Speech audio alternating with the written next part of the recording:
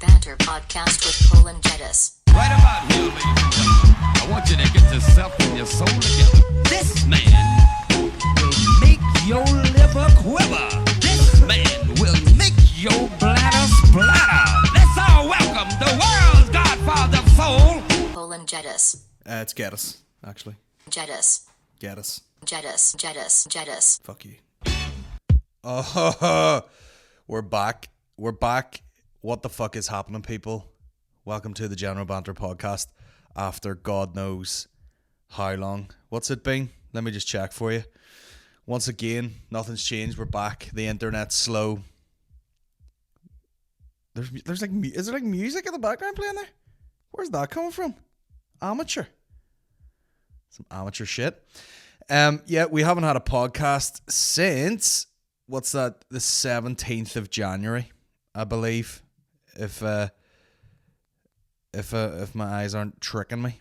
Yeah, the 17th of January was the last podcast we did with Aaron McCann. Apologies I haven't been around, but it is good to be back chatting to the people, the Dead On Mafia, bringing you some banter. We're not going to start with banter. Oh God, are we not going to start with banter? I've had a lot of messages over the last while. What's going on, bro? Where's all the fucking, podcasts and whatnot? People are like, for fuck's sake, you couldn't be that busy. And I'll tell you what happened. My mum died. So how about that? Legit. Was sick for a long time with cancer, and the whole thing was was a bit messy, to be honest. Me and my sister didn't have the greatest of relationships with my mum towards the end. But if we've learned a lot of things, we'll go through them. We've learned a lot of things in the last few months. One of them is you got to keep your family close to you, because no matter what you do, no matter, if you go off, you do something, there's disputes between people. Someone described it to me very well. You got to rip the fucking plaster off with things, you got to fucking, if they have issues with people, you got to bring them up straight away. It's a thing I'm learning to get good at. If you got an issue with something, say it right away instead of fucking letting it build up for ages. And 99% of the time, it all just gets smoothed over immediately. And the thing is, we didn't speak to our mum for a good while, and it was one of them things where everyone was blaming everybody, and then it probably went on so long that you don't know who's to blame, if there is even anyone to blame. So. But one thing we did learn was when the shit hits the fan, the people that you do need there are your family. So essentially what happened was we got a call one day saying that my mum was in a bad way, and that they were trying to admit her to hospital. And she went in there and she had breast cancer, basically, which they operated on fairly quickly, but she wasn't well enough to receive chemo and radiotherapy and all that sort of thing. So there was basically this period of time where they were trying to build her up and stuff like that, and it didn't really happen. The cancer spread too quickly. It was left too long, and she's doing all right. We were doing everything we could, going up all the time, driving from where we live up to the fucking cancer centre in Belfast, just fucking doing overnights. It was basically our job for about the last since October, just fucking every day between me and my sister. Who's going up? Are you going up? What time? Blah, blah, blah. And that was it, just over and over again, going up to the cancer centre. Which was, in fact, the thing was, she did have cancer, got the breast cancer removed, but I think at that point it had spread, and it had spread to like her hip and her bones and stuff in her leg. And she then went to the fracture clinic, which I've been in plenty of times over the years with broken stuff, and it just was not the right place for someone who had cancer but needed an operation. They really should have done the operation and moved her out straight away, but she spent like about a week or so in the fracture clinic in Belfast in a lot of pain with not the correct care, basically. So it was almost a relief to get her into the cancer centre, but at that point she was just very, very weak and just went downhill pretty quickly, which was pretty hectic to watch, to be honest. And I'm sure I'm not the only fucking person. In fact, I found that out recently. If it's anyone that sort of I've spoken to, and obviously it's not the sort of thing you can really broadcast on you know, when you're someone like me who's running around fucking doing Instagram stories and making videos and doing podcasts and all that stupid shit, you know, that you can't really bring it into the mix. You know, you can't be like, just chilling at the fucking cancer center.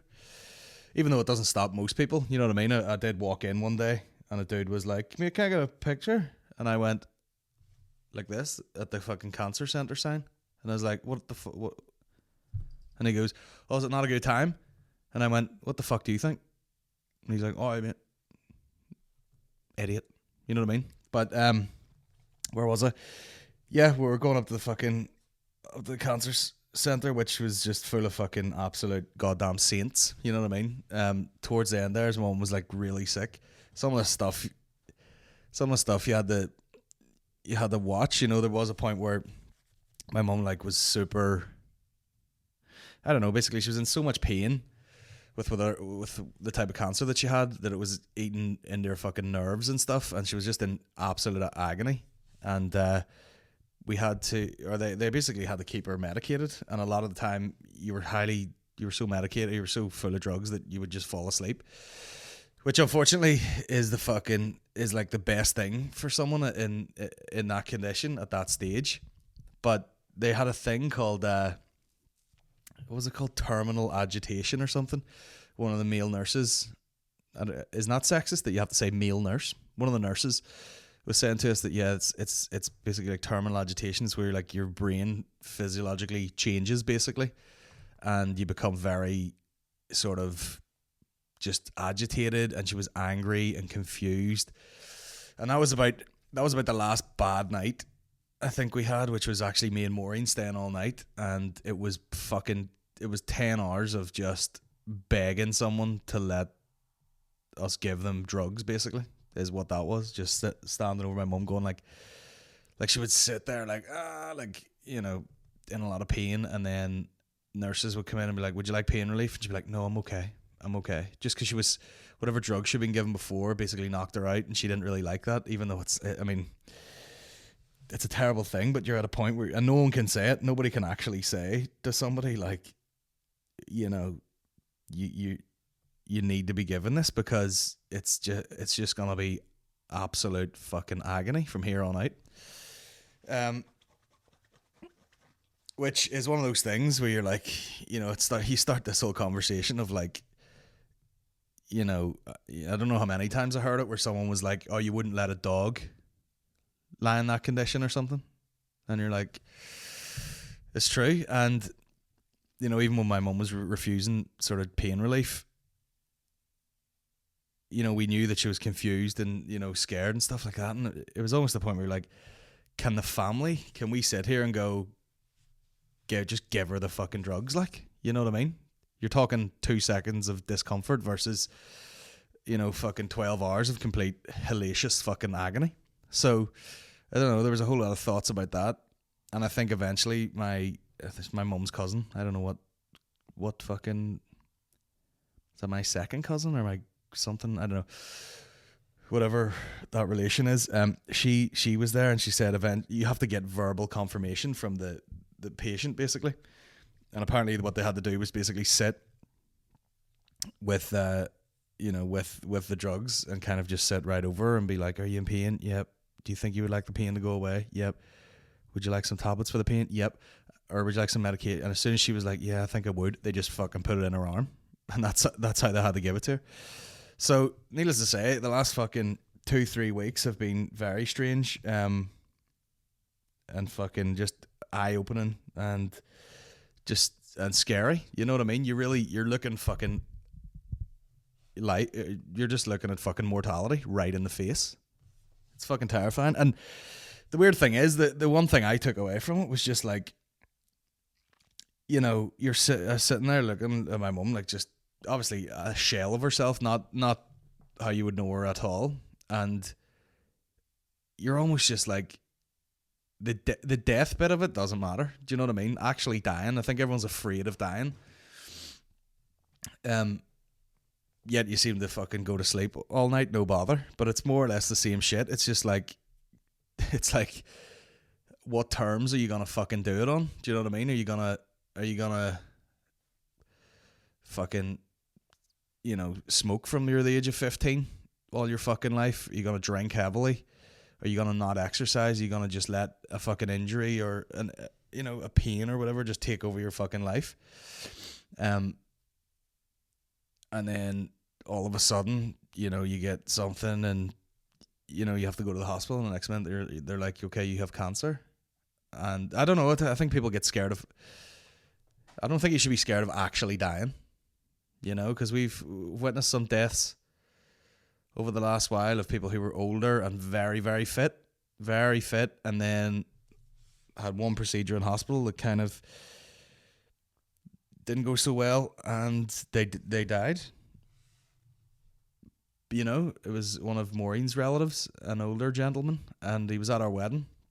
And you're just like, what way do you want to do it? Do you want to take care of yourself and be fit the whole time, and fucking hopefully your mind doesn't fucking slip and all that shit, and you just live, and then just die out of nowhere, even though there was slight complications? Do you want like fucking 89 years of quality life? Is that what you want? And then just it just cuts off? Or which you can usually give yourself if you fucking try and take care of yourself, like, or do you just kind of let life fucking get on top of you, boom, next minute it just kind of kills you? And I don't know, I've learned a few things. It's just like, on what terms do you want to go?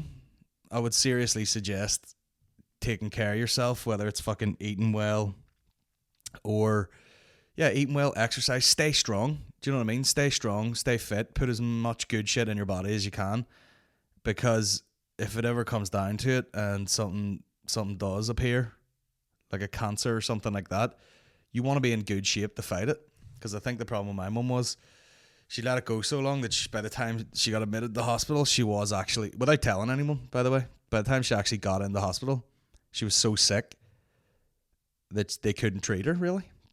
So it's giving yourself, like, do you know what I mean? Like, you look at not that everyone's Lance Armstrong, but he had fucking brain, lung, and ball cancer. But I do believe that because he fucking got it, it didn't kill him. And it's like, how do you want to go? Do you want to just fucking, when something fucking gets in your body, do you want to just tap to it immediately because you can't fight back? Or do you want to be in decent shape in case something does happen? But then you also want to be in decent shape so you can just fucking live your life to the fucking max, which literally sounds like some bullshit 90s ad for fucking an energy drink. Live your life to the max. But you know what I mean? Do as much shit as you can. By the time they get round to writing your fucking eulogy / tribute thing, you want them to be like editing the thing, going, right, is there any of this which is more impressive than the other stuff? Because I don't know if we could talk for 50 minutes at a goddamn funeral. That's what you want. You want people fucking, you don't want that sort of BBC News, like, they were a good person, they always brought a smile to someone's face and blah de blah. Do you want it like that? Or do you want reams of shit on a page, on 10 pages that they have to edit? It's weird, like, it's weird. And I'm not saying they're completely fucking related. The lights went weird. I'm not saying they're completely related, but my mum smoked for a lot of years, and it's just like, I smoked for a while and stopped. And I stopped. I think I smoked on and off for about, when you're at uni, fucking bloody, you're at school, you're sneaking a few, and then you go to uni, and then I think I properly smoked for about 4 years, but I smoked in total probably for about 6, on and off for and then I think one of the things that made me quit was like, do I want to be smoking for fucking 10 years?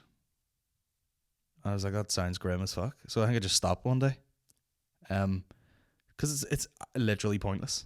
And the more you talk about it, talk to Maureen's sister, she does biomedical science and all, she's just like, yeah, it's absolute fucking poison. And it's like anything, you ignore it. You're just like, I'm just having a wee couple of fags and all, but you're just like, I'm just having a wee couple of fags for fucking 10 years, and you've smoked hundreds of thousands of them. That's the way I always looked at it. Like, whenever I stopped, was just like, okay, I haven't smoked for a week now, and then I was like, look how many cigarettes I didn't smoke. You know, that's the way I fucking looked at it. But yeah, it's fucking scary times, bro. I mean, in the same light, you know, me and Dave Elliott doing the old fucking heavyweight challenge, or heavyweight cut, and I was doing well there for a while. I think after 2 weeks of January, I'd lost like 8 pounds. And then after 2 weeks of fucking not being able to work out regularly, I mean, we were up and down to the hospital a good bit, but then for about 2 weeks, it was literally like a full-time job. It was just fucking up, and like they would leave food into my mum and stuff, but she literally needed a carer there at all times, basically feeding her and stuff like that, because she had an operation under her arm and then one on her hip, so she essentially couldn't fucking, both sides of her body were in agony, so you had to be there all the time, so couldn't work out, you know. And then we'd be in Belfast and maybe someone else would call up to the hospital and they'd be like, okay, you just want to take a wee break for a minute, and you would go into town and get some food, and you know you're just relying on eating out in different places, and sure enough, boom, 6 pounds back on in about a week. And I was like, what the fuck?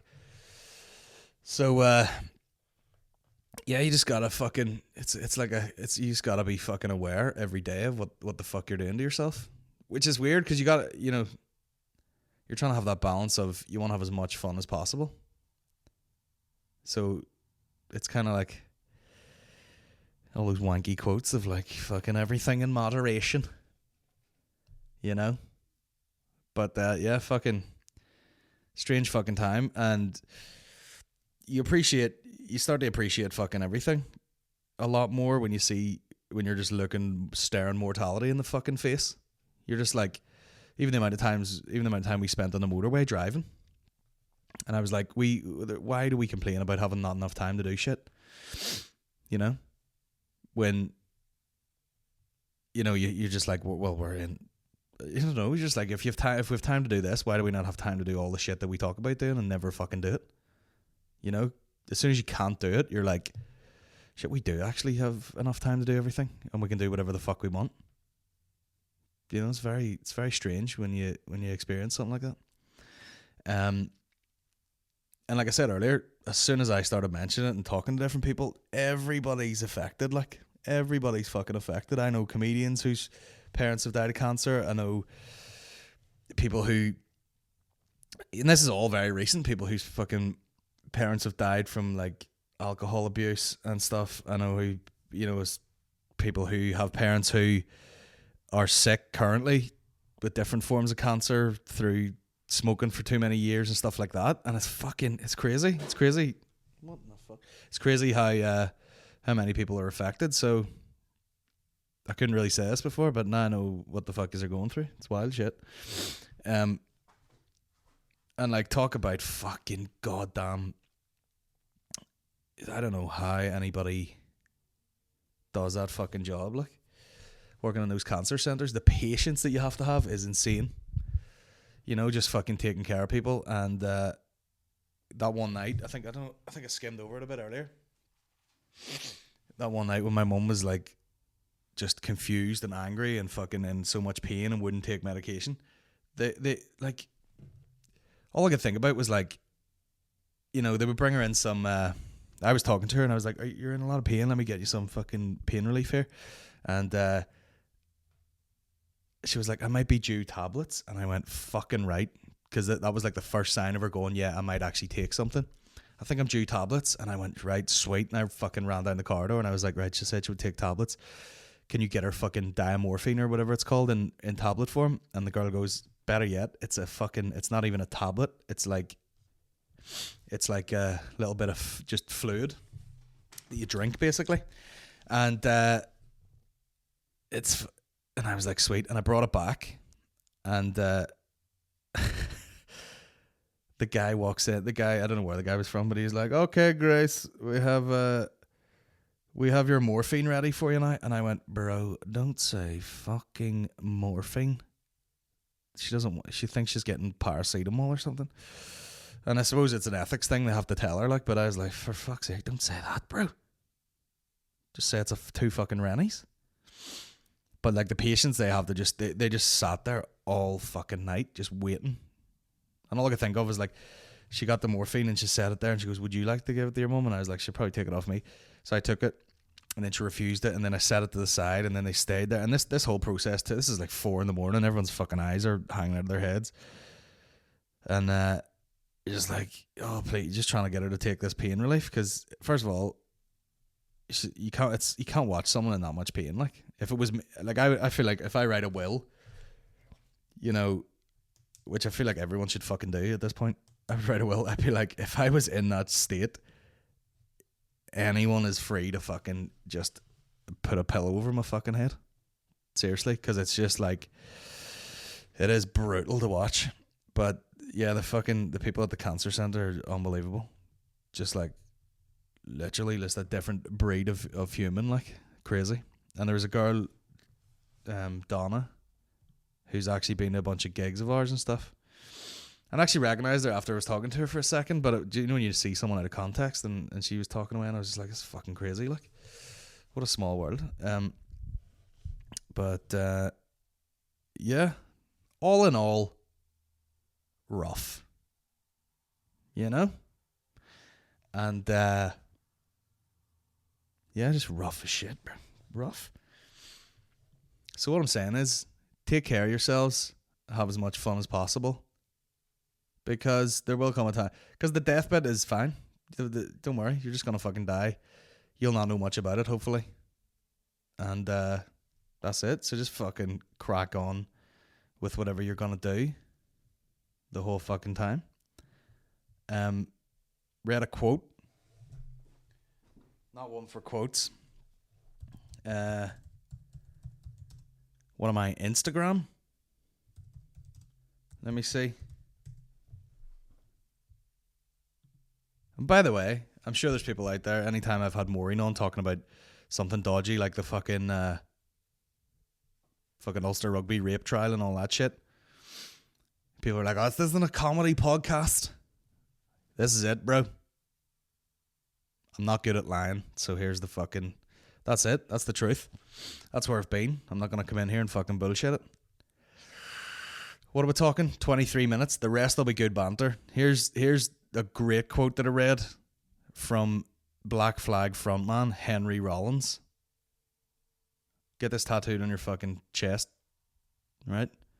No such thing as spare time. No such thing as free time. No such thing as downtime. All you have is lifetime. Go. Up the fucking peelers, Henry. You know? And it's true. You know, you could fucking... You just have to do whatever it is you want to do, because eventually you're just going to be fucking, you know, so they're just going to have to give you so many drugs that you can't feel your pain anymore. That's the way it ends. Or you're just going to fucking drop dead someday, have a heart attack or some bullshit like that. So you may as well just be fucking doing whatever you want to do and actually chase it like a fucking cheetah with fucking rabies. You know what I'm saying? But then most people need to have that thing where you just try and figure out what the fuck you want to do. And if you can't figure out what you want to do or achieve, just have fun. You know? Weird as shit. Don't worry, it's not all going to be fucking doom and gloom. Let's mix it up. Oh yeah. Let's get back to this weight loss bullshit. You're probably like, oh, I'm sure he's got new stories after 2 weeks. No. Bought an assault bike. How about that? I bought a fucking assault bike, guys. When we used to be with our personal trainer, he had an assault bike and everyone hated the fucking thing. And for some reason, I loved it. You know? I think if you're a big heavy cunt, it actually kind of favours you a bit because you can really blast away at it. Oh, by the way, these bits of kit came. Once again, shout out to the Patreon people. You know, this is what happens, guys. You know, we get issues, we solve them because of Patreon support. There is a fund there for me to make things happen quickly. So we went from a tabletop thing, which was fucking making all sorts of noise when you fucking moved it and shit, to these professional fucking swingy arm jobs, and providing I don't bang the table, which I'm sure is normal enough, you would hear that through anything. There isn't going to be as much banging and scraping about. And I'll tell you something, not cheap, absolutely not cheap. But I've basically been through tabletop stands. I've been through fucking other shitty arm things like this. I've been through a load of them. And what I should have done was just at the start buy these, because they were fucking £100 each just to hold the bastard microphone. But here we are. Hopefully decent quality sound and not a lot of rattling about. Obviously, if I grab it and move it may make a bit of noise, but I'm not going to do that very often. So there you have it. Shout out to all the Patreon people, the Dead On Mafia. It's patreon.com/General Banter Podcast if you want to fucking throw us $1 a month, and we'll keep improving the quality.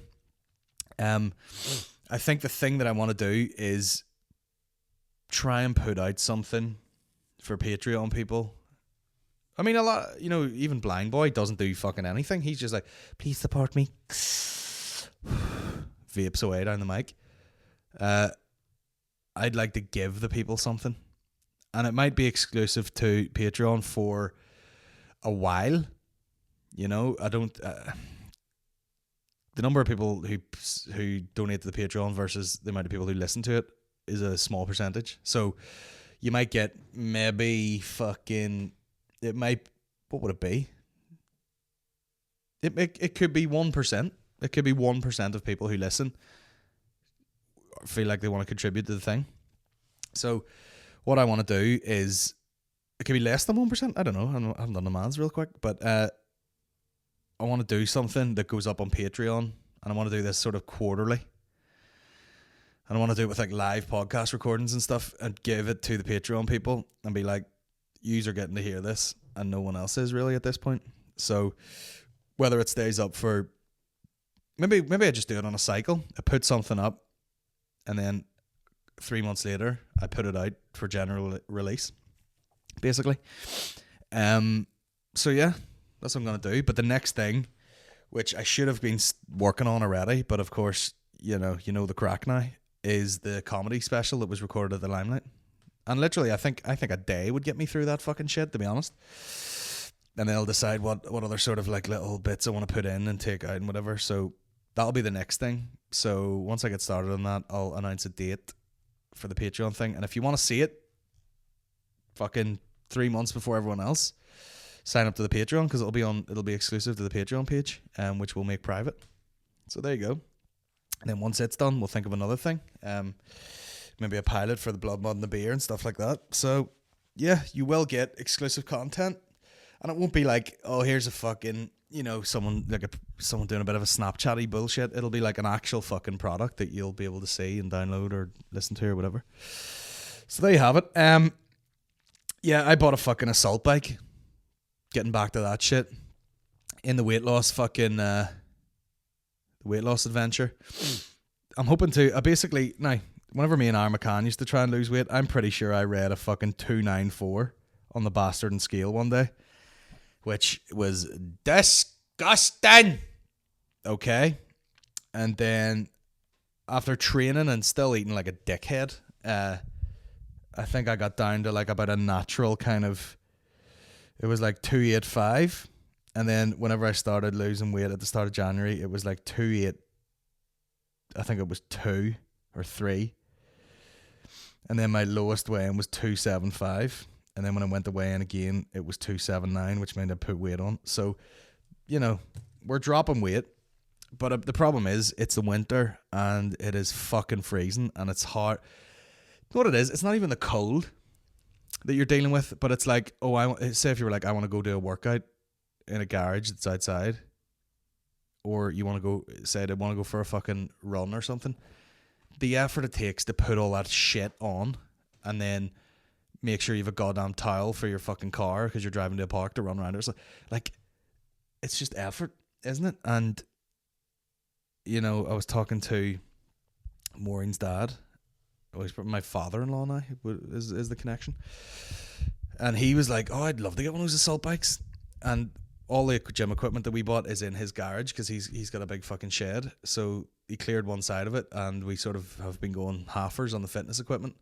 So that's where it goes. And it's also fucking freezing. But for the winter, and I'll keep it going. You know, I like to do my workout, and then I like to do something at the end to really just blow the asshole out of myself. So got the goddamn assault bike designed by Hitler, painted by Stalin, and sold by Gary Glitter. I don't know. It's the most hateful fucking piece of shit machine in the goddamn world. You're just like, oh yeah, I'm fit, I'm do whatever, you know, I've done this, I can run this, I've run a marathon, you know, I can fucking lift this, whatever. And you're like, all right, pedal this as hard as you can for 30 seconds, and you literally need a fucking ambulance. It is gross.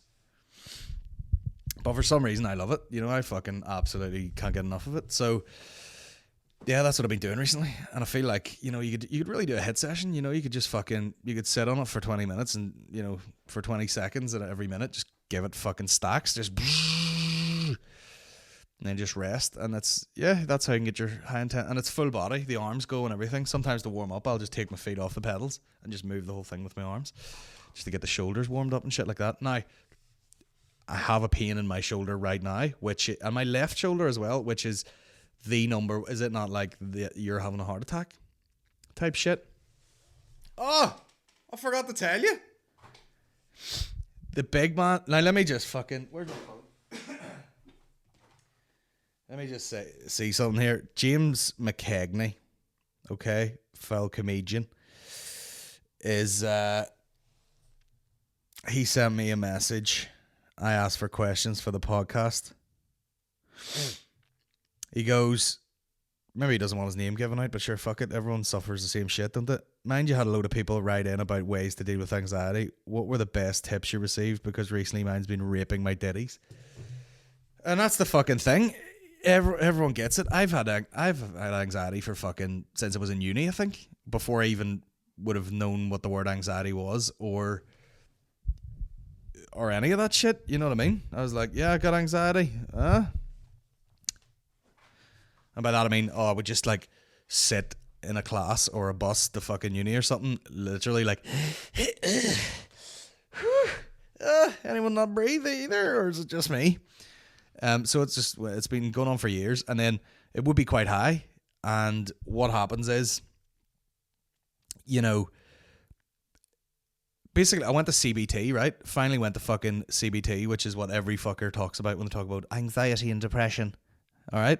So I went there, and she was like, basically, would you have quite high anxiety anyway? And I went, yeah. And then my job is essentially managing fucking anxiety. You know, you got to go on stage with your fucking heartbeat come through your chest and act like you're all, hey, what's the fuck, any students in tonight? Stand-up is inherently fucking stressful. And sorry, I had one of those fucking like beetroot smoothie things, and I am gonna fucking barf. All right. But obviously of late, you know, I could sort of manage it and do workouts, and you got the old CBD oil and all that shit. And basically, but what about the banter in this podcast? Fuck me, huh? Unbelievable.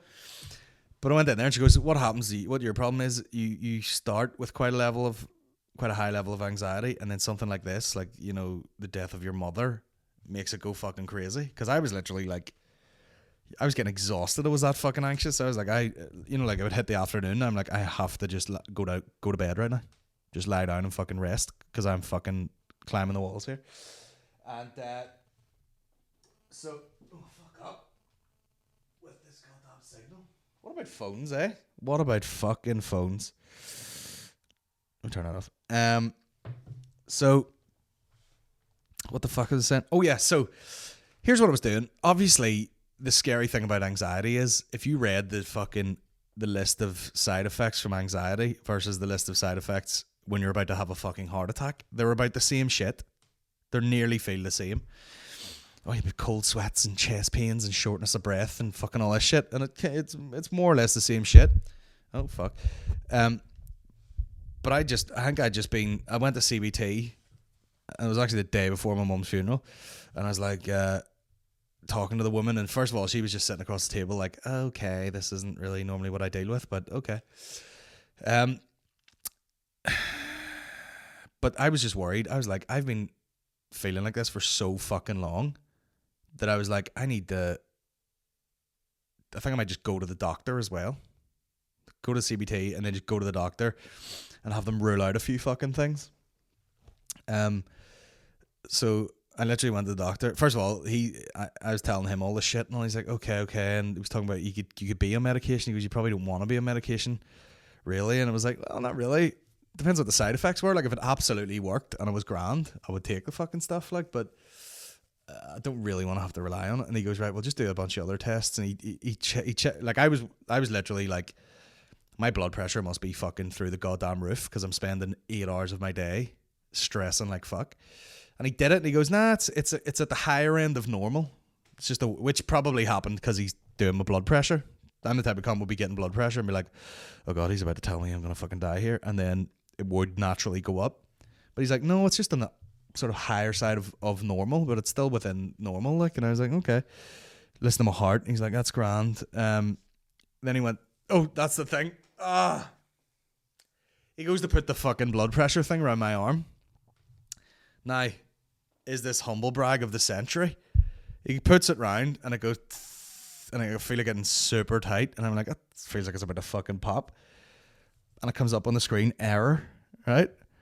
And I went, what the fuck is this? And he goes, he's an Irish dude, and he's like, oh, I think your arm's probably too big. And I went, fucking right it is, kid. Fucking right, it's too big, mate. You bring in the one for fucking children, did you? Get the fucking man size one out. My arm was too fat for the fucking blood pressure strap thing. Basically, it was supposed to go around and like overlap, then it expands. As soon as the air went into the thing, the machine said like 350. Because it was fucking straining. There was so much pressure on it as it went around my fat fucking arm that you could hear it like going like this. And he's like, oh, I'm gonna have to do it manually. And then he got another fucking contraption and did it like that. But I was like, that's what happens, mate, when you try and fucking take a blood pressure of the big lad, know what I mean? Not enough material on the fucking strap, like, know what I mean? That's that fucking assault. Well, it's probably nothing to do with the assault bike. It's probably doing fucking 25k dumbbell curls like it's nothing. You watch those Ronnie Coleman videos and he's all like fucking lightweight, baby, ain't nothing but a peanut and all this here shit. Lightweight, baby. I bet you there's a fucking that's my new thing. Like it's nothing.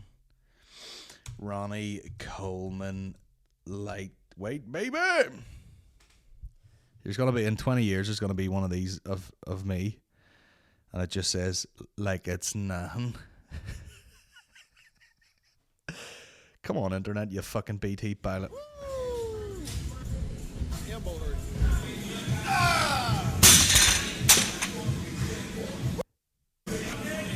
man.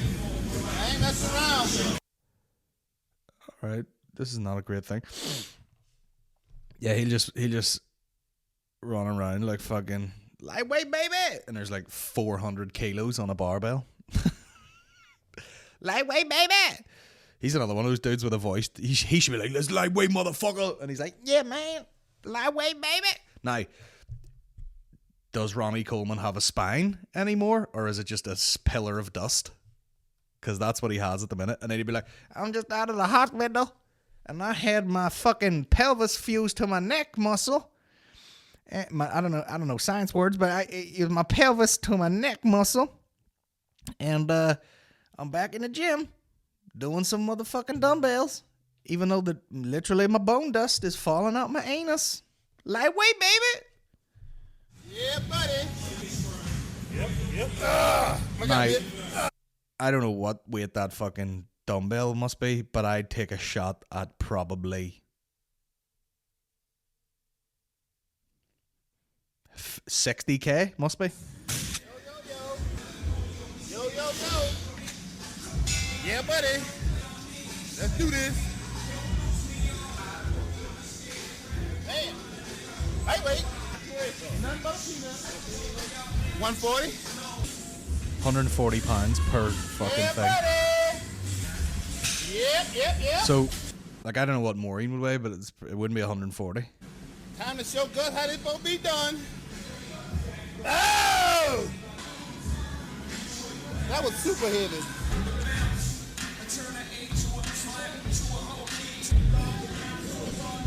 Yeah, buddy. Wait, baby. I mean, does the guy sound like he is, the reading age of a 3-year-old? He absolutely does. Yeah, buddy. Lightweight, baby. We lifting weights around here, baby. That one was heavy. How heavy was the dumbbell? 140 pounds. So, 140 pounds. So if I'm saying, like, the other week I weighed 275, say I weighed 280, that's 2 140s. So he had half of my body in each of his hands. Gross. Absolutely gross. But yeah, my new saying is, like, it's nothing. So no wonder I'm walking into doctors and they're like, that was the other thing. He goes, we'll do bloods and we'll test for all this other shit. And he goes, a lot of the symptoms that you're saying do sound like anxiety, but then it also sounds like you might have a thyroid problem. And I was like, okay. Because he's like, everything you've just said sounds like you have an overactive thyroid, which would be fucking brilliant. I don't know what, can you die of that? I have no fucking idea, but it would be great if I could just go in and he's like, yeah, just take this medication to settle your fucking thyroid. And then I walked out feeling like $1 million. Because I tell you something, guys, I'm only giving you about 40% around here. We're only we're working at about 40% wellness around here. Just wait. See when we get 100% fitness, we'll shake off that anxiety. We're fucking the dick V's are coming in. We're hitting that assault bike like it fucking owes us money. What'll the dumbbells be then? I don't know, 50k? Like it's numb. We're getting on that assault bike. The same fella that bought us muffins one day in Nero, and we were eating all well, and I was like, I really appreciate this, bro. I think his name's Pierce. Really appreciate this. Can't eat these. Give them to the guy from Joe Duggan from Shine. You take these, bro. Take them up to the office. Some fat bitches will eat them. But not me, because I'm fucking eating like a goddamn monk around here. Do you know? Can't wait. Fucking hell, bro. What I was going to say was he was like, can you see how fast you can do 30 calories on the bike? I can do it. And he said like 48 seconds or something. It might have been less. And I went, no sweat. And I did it. It's 36. 30 calories in 36 seconds. Like it's none. Now, I will make t-shirts that says, like it's none on it. And it's one of those dudes with, like fucking your man Thor, fucking Bjornstein or whatever. And it's like those elephant bars that they make them bigger so they get more plates on it. And they have to test it with a forklift and it's just doosh. That's why I'm going to get one of those t-shirts, like it's none. Okay? That's the new saying. Lightweight, baby. 140 pounds. Like it's none. Hey, Ronnie, what bones have you left in your body? Well, I got my hand bones and my arm bones, and everything else is either Meccano or fucking dust, bitch. That's what it is, baby. It's dust and Meccano. Like it's nothing. I got a letter also for jury service. Now, can you imagine being on trial and they get to the end of it and they're like, so I would like the jury to consider in this case whether or not our fucking defendant blah blah blah did this, and hopefully we're relying on good honest members of the public to really see the truth in this case based on the evidence, blah blah, all that shit. And it's just it's the camera's just panning across. There's an old lady, she's about to retire. She's a she's like a school teacher, goes across. Some other dude, he works in a factory. He's got an odd sort of suit shirt combo on because he doesn't own one. He rented one or borrowed one. No, he just goes across and it's just regular fucking people, You got a young girl who works somewhere. She's probably like what am I doing here? You know, got another fella, big fat dude, wee skinny dude with glasses. We're just relying on you, the plain old jury. And then it just slides across, and I haven't even dressed up, and I'm just wearing a fucking hoodie and a hat. Just like, oh, what about you? Not given a fraction of a fuck. I be leaning over going, so here, who do you rape? Is he a rapist? Fuck me, he don't even look like a rapist. Jesus Christ, bro. And then what was he doing? I don't know. I don't know. We not listen. I'll be honest with you. I was watching highlights from the fight last night. Because there was no way I was getting up at 4 in the fucking morning. Like, are you joking me? Unless the McGregor fight. McGregor's ruined the whole thing. I'm not getting up at fucking 4 in the morning like anymore. I'll wait till the morning. I'll fucking watch it legally, but I couldn't fucking get signal, so I'm just reading it in here at the minute. Like, so what was the crack? And he fucking this dude was out and he fucking ripped him. Are you fucking serious? Jesus Christ, well, you wouldn't know. It's hard to tell people now. You can't even tell people. I have no idea. Mr. Geddis, what do you think? Well, I don't know. I feel like he needs to improve on his striking, if anything. No, about the rape. I don't know. He looks like a rapist, doesn't he? Fuck's sake. Gives a look at the girl anyway. There's no fucking way.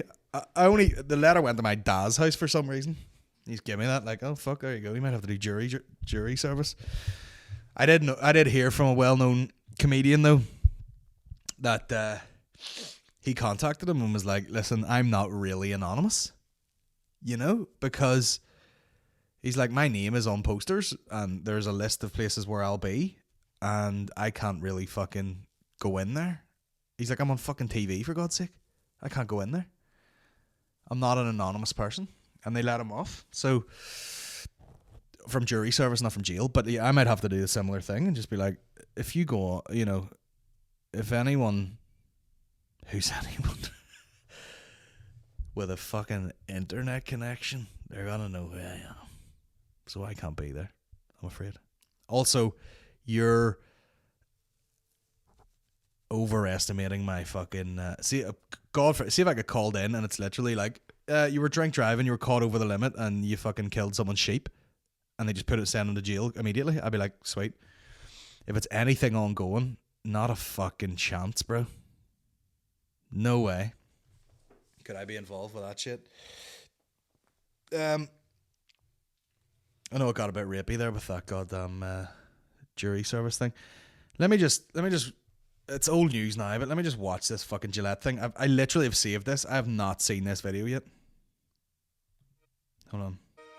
Basically, Gillette made an ad that sort of makes them look like goddamn saints, saying that, like, you know, Gillette's the best a man can get or something, and then a whole load of shit about dudes doing stuff weird. Toxic masculinity. Is this the best a man can get? Is it? We can't hide from it. Sexual harassment is taking over. It's been going on far too long. We can't laugh it off. Who's the daddy? What I actually think she's trying to say. Making the same old excuses. Boys will be boys. Boys will be boys. Boys will be boys. But something finally changed. Allegations regarding sexual assault and sexual harassment. But she says he's And there will be no going back. Because we believe in the best in men. Men need to hold other men accountable. Smile, sweetie. Come on. To say the right thing.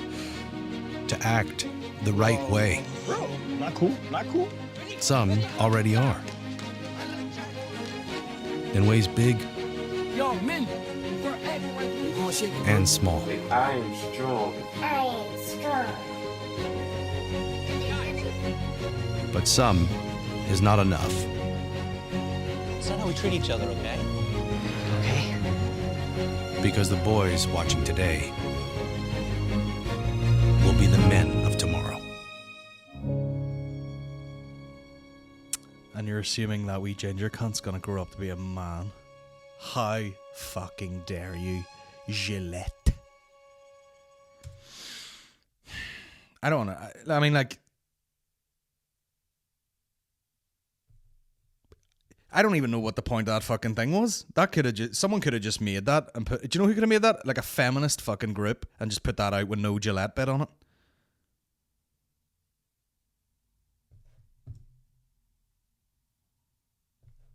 I don't know. I mean, it's like, what the fuck is the point of that? Are they going like, we're by the razor, but by the way, men should be acting a bit better than they've been acting all these fucking years? And do you know what? Any regular fucking dude would probably agree. Do you know what I mean? Let's fucking go through this ad, right? Bullying. The Me Too movement against Two dudes staring at each other in the fucking mirror. Masculinity. Is this the best a man can get? I mean, are you not even allowed to sell a product that's nearly exclusively for males to a fucking male? You know? Like, is Durex out there like, I think we can do better, guys? And you're like, no, it's. I mean, the only people that are going to be wearing that is a dude with a functioning, spunking cock. But they can't be, like, overly masculine or whatever. In fact, when they sell those, they're like, fucking, the girls are like this, it's ribbed. She's going to fucking squirt all over the place and everything. You know what I mean? Use this lube. It'll get her fucking... You know what I mean? She'll be fucking dripping like a George Foreman. You know what I'm saying? Like, it's all like, this is what this can do for the girl. No one's like, buy this one, because all the other ones basically suffocate your dick, and you're like absolutely using goddamn fucking, what do you call it? Telekinesis to try and keep your dick hard, because it's like a fucking rear naked choke at the base of your cock. Is it? There's boys bullying another wee boy via text. Nothing to do with shaving. Bullying. A problem. We can't hide. Everyone hates you. You're such a loser. And I'll tell you something.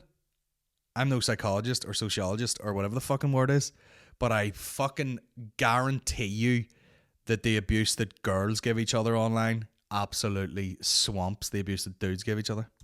Sexual harassment is taking over. It's been going on far too. There's a sitcom where a guy squeezes a girl's butt. We can't laugh it off.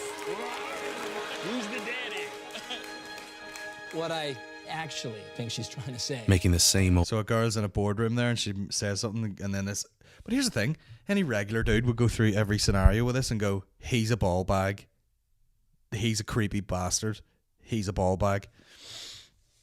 I think what she meant to say was, maybe the guy's doing her a favor.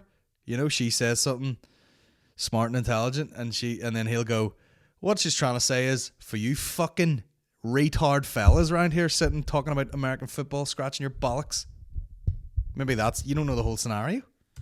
Excuses. Boys will be boys. A couple of boys wrestling in the garden. Boys will be boys. Be boys. Boys will be boys. But something finally changed. Allegations regarding sexual assault. See when people say boys will be boys, that's when it should be used, when boys are like rough, wrestling each other and they accidentally smash a fucking coffee table in your house or something. That is boys will be boys. It's when people talk about those, like the fucking Paddy Jackson thing or whatever. Fucking boys will be boys. Nah, not most boys, you know what I mean? Not most boys are fucking triple teaming some fucking rope jumper from a club. And sexual harassment. But she says And there will be no going back. Because we believe in the best in men. Men need to hold other men accountable. Yeah, Terry, and what I would say to you is, if some fucking wee twink who owns a goddamn production company squeezes your dick and is like, you can't do anything about it, you could turn him upside down and thrust his head into the ground and kill him. Because you're Terry fucking Crews, bro.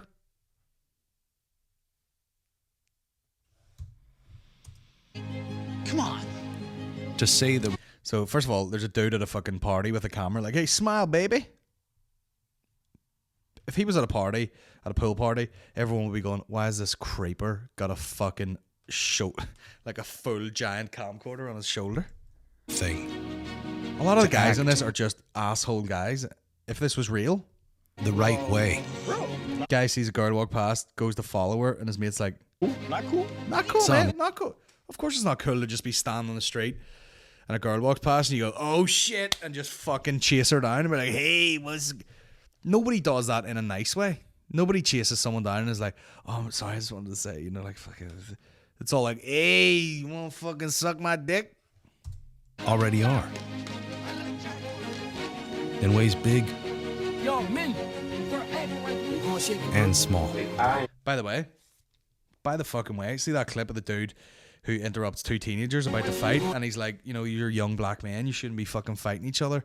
You should shake hands, and blah, blah, and he talks them into shaking each other's hands. I hope that cunt got a fucking lump of cash off Gillette, because they're basically just milking the fucking tear ducts. That's unfucking believable. He does something actually good, and Gillette just go, do you mind if we just take that a wee bit? Because, you know, we're good people too. And small. I am strong.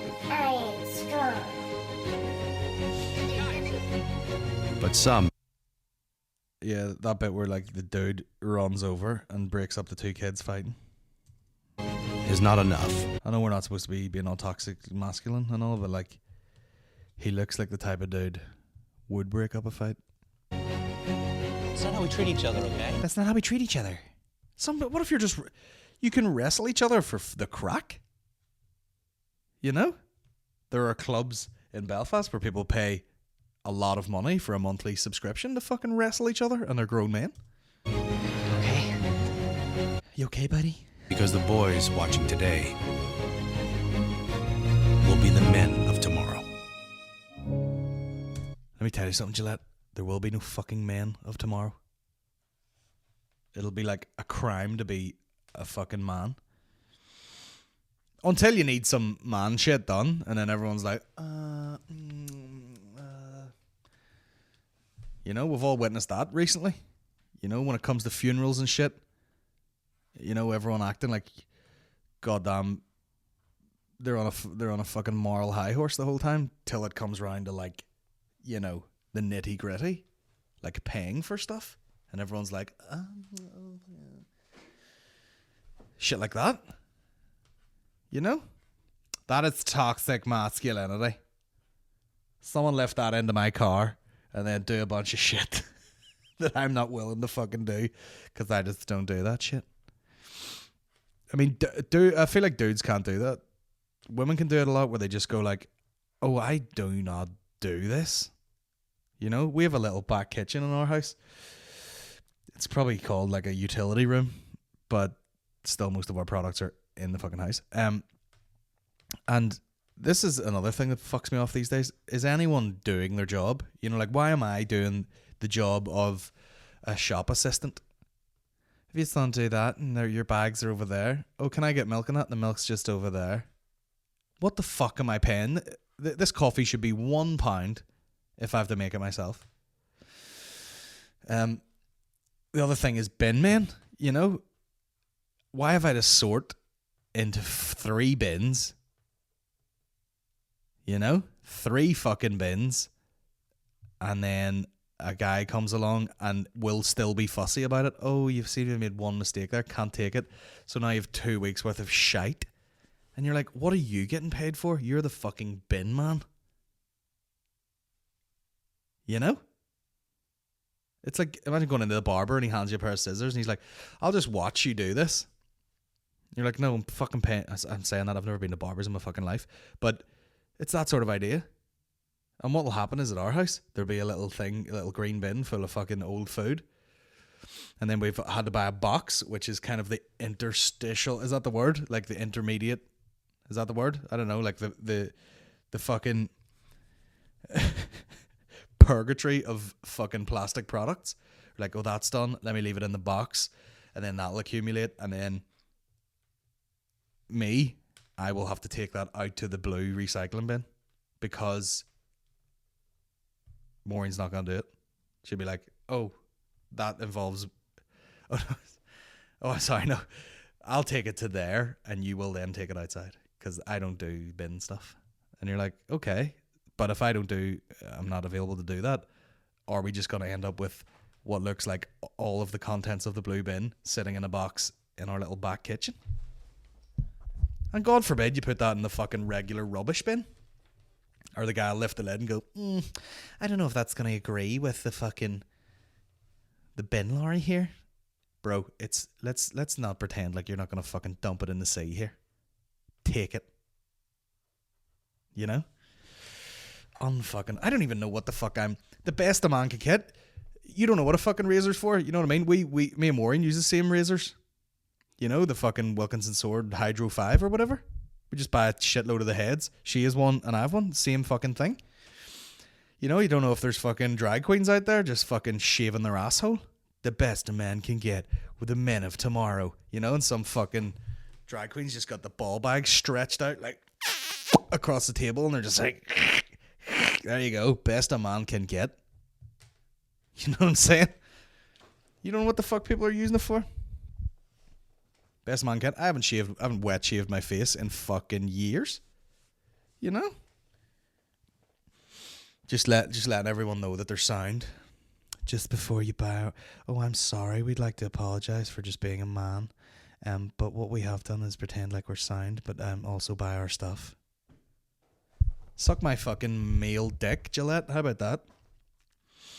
Let's do some questions, because this thing is getting out of fucking hand, bro. Out of goddamn hand. Hopefully we'll get some guests in over the weekend. You know, we really spruce this podcast up a bit. But sure, fuck it. Nathan Fielder, greatest magician of all time. Oh yeah, I've seen that video. I'm not going to watch it. Favourite comedian from Northern Ireland? Hold on. This is James K7. Sat watching old vlogs there, and they're actually class. Dying laughing at the podcast with Aaron. Podcast question: chicken goujons on a pizza? Yes, no. Why the fuck not? Favorite comedian from Northern Ireland? Don't know.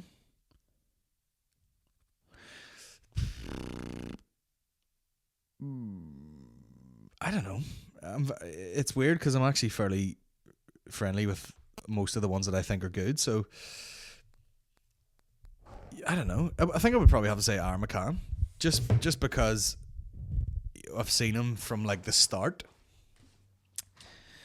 you know, and it's just fun to see him like write new bits and develop and stuff like that. Mickey and fucking, I don't know, there's a few of them. Just do more Tim Westwood. Why is that making so much noise? Just do some more Tim Westwood. Made me spit my drink on my mate, on my workmate. Hold on, I turn this fucking thing off in flight mode. God damn it. You bitch. Also, I got a new phone and I don't know how to work it still yet, so got an old iPhone fucking X or ST12 or whatever the fuck it is. Now the signal's off, so why so much noise though? Piece of shit. Also, I keep putting this photo up from somewhere in Derry where they've painted like Derry girls on the side of a building. Now, I did watch it and it was great. It was grand. You know, I'm not really slobbering about it, but how nothing happens in this country to the point where they will. First of all, they don't fucking make anything from here hardly. You know, and then they make one thing and they're like, we fucking love Derry girls, hey? And fucking paint them on the side of a bar somewhere. And you're like, there was one season. There's going to be another one. But like, it wasn't like it was fucking Game of Thrones, like. There's no Derry Girls tour of fucking. I don't know what I'm even trying to say, but I'm just like, it was good, but it wasn't like fucking iconic shit where you would. There's plenty of, I'm sure there's other cooler shit from Derry that would go on the side of a building. The fucking Undertones or some bullshit. In fact, it says the Teenage Kicks one in fucking East Belfast. Something like that would be fucking cool, maybe. I don't know. I just thought it was weird. Weird. Let me just say about more questions. Westwood, baby. I mean, I feel like there's a lot of people listening to this podcast who wouldn't even know who fucking Tim Westwood is. To be honest, which is sad. You know, it's a very sad day. Just started my local radio show. Any advice for speaking to loads of people since you're always on stage? Well, the thing is, if you're in a fucking studio, you're not really speaking to a whole load of people. Like, this goes out to a lot of people, but right now I'm just in a garage. And sometimes I'm very aware of that, you know, and feel a bit stupid. But we're just in the fucking office here. That's it. So just pretend like you're fucking sitting there with your mates. That's all you have to do. That's it. Podcast question: do you still train BJJ? I started training in SPG Belfast in December, and I love it. The satisfaction when you pull off a submission and near snapped some cunt's arm off is class. And that's from Craig. Yeah, it's class. I haven't fucking... Every time I look away from the camera, it seems to flare up. I haven't done it in ages, and I'm absolutely fucking ashamed of myself. And I haven't really been able to get that sort of start of the year that I would really like. That sort of like, you know, what's our hopes and dreams for the year, and really organize and sort of streamline my life. The only thing I've done this year, which I didn't do last year, was I've just made a few things, like a few rules for myself. Like I'm gonna just gig in Lavery's. I'm not gonna do like any other smaller gigs around Belfast. Like I don't know anyone else who runs gigs like Dave or anything. I'm not gonna do it. I have no problem with them, with their gigs. It's just like we have our own comedy club, so I'm mainly just going to gig and try material there. Eventually we'll have a sort of regional tour and some bigger podcasts, and then a big show at the start of next year. But things like that, just trying to simplify my life. I've pre-booked like a load of Laveries, which I've never done before. I've booked maybe like the next 6 or 8 Laveries, which is going to take a good bit of pressure off. And there's a few other things I just want to get in place. Like, I remember from whatever date I counted from, like 90 days was the 3rd of April, I think. And we still gotta lose weight. We still gotta get on that assault bike. You know what I mean? Get the dick V's in, get the fuck gutters going. Because yeah, everything's just been thrown up in the air with our whole hospital thing there, and it's just about refocusing, getting back to regular life. And she and Todd had expressed some interest to me about like training jiu-jitsu, so even if I could figure something out where me and him just go and train at least once a week, because the amount of, you know, you think too much, you know. I do it all the time. I'm like, oh, I have all this shit to do, whereas if you just kind of simplified it to like, I'm just going to do 2 things a day. I'm going to make a wee short video in the morning, and then I'm going to do a podcast. If you think about it like that, it's quite easy. And you go, I'll work out, I'll go to bed. If you write down your workouts, if you just plan it out. But another thing is like just even pick one day and just go, let's go to jiu-jitsu on that day every week, and just try and go to it as much as possible. And then if you add in another day, that's a bonus. And it's an annoying thing for me, because I did it for quite, like, if I lived in Belfast, did it quite often, and then did it quite frequently, and then it sort of dropped off. And I'm not shite at it, which is the annoying bit. Like, I'm not completely fucking useless. You know, I've definitely got some fucking taps. I've definitely tapped people that were, you know, higher belts than me, and definitely fucking, you know, I'm okay at it, like, but I just haven't trained in so long that I've probably fucking lost it all, like. But yeah, the thing to do would be go and really get back into it. But yeah, I would like to do that. I don't know about SPG. I would love to. If I could train SPG regularly, it'd be amazing. But the effort it takes to get into town is a goddamn nightmare for me. Like, but yeah, I would absolutely love to go back. Also, absolutely relax when you're like, snap some cunt's arm off. If you broke someone's arm, you'd probably vomit. Do you really want that? Just to be fucking got someone in a fucking armbar and it's just like it snaps. You'd literally projectile vomit. What's the crack with the landy up on the ramp in your garage? The amount of comments I got about that. By the way, follow The Heavyweight Cut on Instagram, which is where me and Dave put up all of our silly fucking workouts and stuff. Dave seems to be working out like a lunatic too. And I don't know, I'm fucking sneaky about it, bro. I'm sneaky. You know what I mean? Last night went down, the only thing you seen on the Instagram was me doing the assault bike, but you know, the big man was getting some fucking squats in, bro. You know, just whacking 120 on it and just doing reps. Just I don't even know what the fucking heaviest I can squat. I don't even want to know. I don't want to lift weights like that. I just want to go, is this heavy? Could I do a pile of them? I don't want to go, is this very fucking heavy? Let me blast my fucking eyeball out of my head trying to lift it. What's the crack with the landing? Yeah, that's not my garage. That's I go down and work out. That would be my wife's father's garage, which is where we keep all the stuff. And he is, when he can, like in a spare time, like a spare time job would be, he works for various. He's like a headhunted mechanic basically for like the World Rally Championships for various teams, and he's got the big fucking car lift and everything to like fix cars and stuff, and they have a couple of old Land Rovers. That's the one you can see in that the odd picture there is like an older, well, I don't know when it's from, but he's got older ones than that basically. But they seem like fun to have because Land Rovers are kind of like, oh, you rusted a hole in it, let me just fucking cut that out and very crudely, even though we can weld like a fucking machine, just fucking whack a piece of fucking tin on there.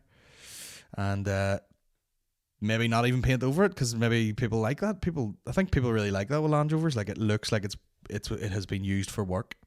And it's all dented and scratched and fucking beat up and repaired, but it still goes, which is the main thing. It still fucking goes. Drunk people doing things. Someone sent me a video of a dude in a car just sucking his wife's feet, which is gross. If Sammy Wilson went to the Chippy, if Sammy Wilson sent you to the Chippy, what would be your meal of choice? What the fuck question is that? I probably wouldn't come back, to be honest. Some guy goes, I need a daily blend. Do you think you could ever do a crowd-funded comedy special like Australian comic Lewis Spears has done? Or would you wait for investors? Let me tell you something, Zach. I don't wait for fucking anybody because you'd be waiting forever. I've had my heart broken. Trying to write shit for the fucking BBC. Waste of time. You know, I've had meetings with Channel 4. Waste of time. Waiting forever. You don't need to wait for people nowadays. I actually shot my own fucking special. And had fucking about 5 goddamn cameramen who were class. Who all had the same camera. And we shot it and it looks fucking incredible. And I just need to edit the fucking thing. So I don't need to invest in anything. I'm invested in myself, really. I don't need to wait around for someone to buy it off me. No one's gonna buy it. I don't really want anyone to buy it. I want to just be like, this is mine, and I'm just gonna use it as a fucking ad to get people to come see me. And I want to put out. I'd like to put out a lot of them, or even shorter ones, just to be like, that's not. People are fooled by like the comedy special, like, oh, that's the way comedy is. You go and there's a big theater and blah blah blah, and someone comes out and all the routine's perfect. It's not. That's not how it is. That whoever's doing those specials maybe ramped it up and did fucking 20 shows before that, perfecting their material, and then went and did one big show or shot 2 big shows with exactly the same material. That's an unfair representation of comedy. You'll find that a lot of those comedians spend a lot of time in clubs and then go record in a fucking theater, which fucks it up for them. We're gonna start filming in Lavery's. Aaron McCann's kind of taking that job now that he's home. He's going to film using my camera, and then he's going to take the footage and basically take clips out of it for me. And that's it, really. So yeah, what I'm saying is, Zach, I'm doing it myself. Hey man, I think this got stranded in the amount of DMs you get, but I reckon it's worth a revisit. Send them out to the haters. Oh yeah.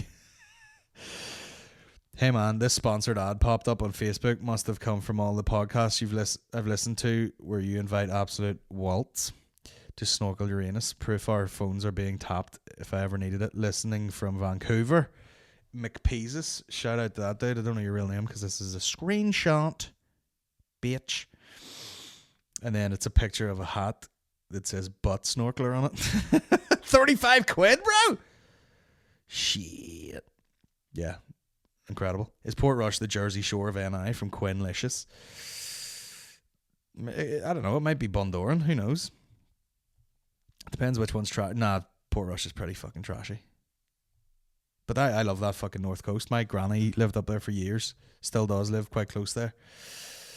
And she lived in Port Ballantrae for a long time. And anytime I go around there, it's very relaxing. You know, I feel very, very fucking at home when I'm up there. And just to finish, because let's not forget where you are. It's been a bit gloomy today. But don't forget. Do not forget where you are, guys. Let me set the scene. A couple of lads walking down an alleyway. There's a doorway. And what can only be described as a man fingering a naked woman is in the doorway. And this is the beautiful little exchange that they have. Because this is what I'm saying. Lads are sound, you know. Guys, right. Good job. Brilliant. 6 seconds. That's it. Guys, right. Good job. Brilliant. There is so he's sitting there like he's. I'm trying to figure out what other scenario a man would be sitting in this position. Like if you were, you know, like if a baby was in a little rocket chair and you were like sitting on your side arse, just spoon feeding it or something. That's what he looks like. He's just sitting there looking at it. He's sitting the way you would sit when you used to have to get down in front of a DVD player and put a DVD in it, and it was under your TV. He's sitting on his side, kind of on his side, and then he's putting in. But he's just going, just fingering this girl, and he goes, all right, and he's just like, all right, lads, and the guys go, all right, mate, good job, and the girl tits out, fully naked, legs a gap, getting it, and then she sees the other people and kind of closes her legs, because you wouldn't want to be indecent, would you? Being fingered in an alleyway. How funny is that? She's like fully naked. The dude's like, and she's loving it. You can hear her like, he's fucking bropping it. And then they go, well done, mate. And she goes, hey, have some fucking respect while I get the digits in an alleyway.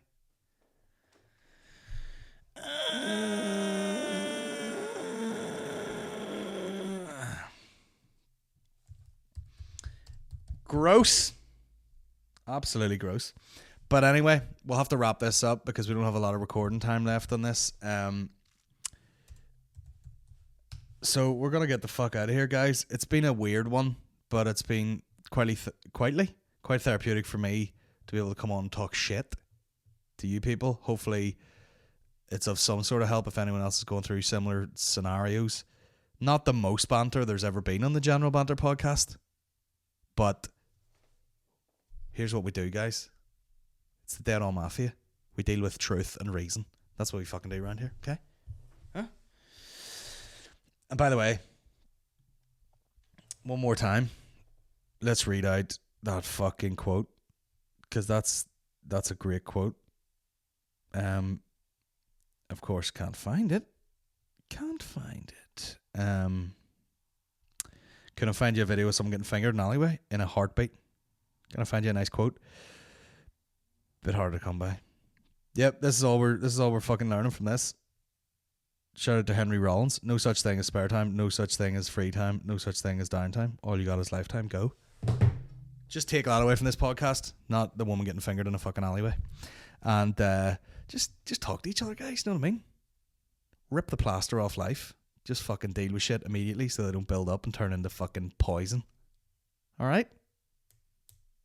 And what's that Bill Hicks bit where he's like, everything's a choice between love and fear? How do you handle things, guys? Handle with love, baby. You know what I'm saying? Let's get the fuck out of here. Cheers for listening. We'll be back over the weekend with hopefully a lot more joyous podcasts. Respect. See you in a bit.